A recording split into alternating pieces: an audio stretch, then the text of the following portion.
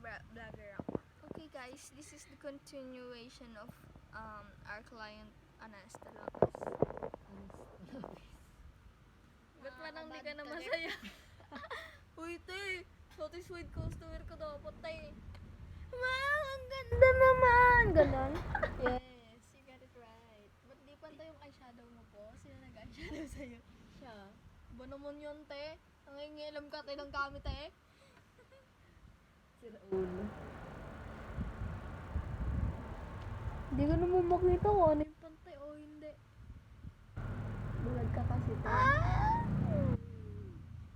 Minsan lang ako ma-makeupan. Tignan mo, te. Di tuloy pikit na pikit ka kasi. Ganyan lang. Yan. Meron pa yung mata mo.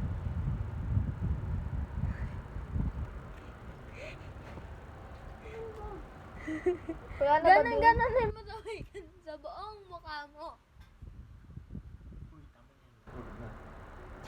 Ay, Wait lang. Tama na yan.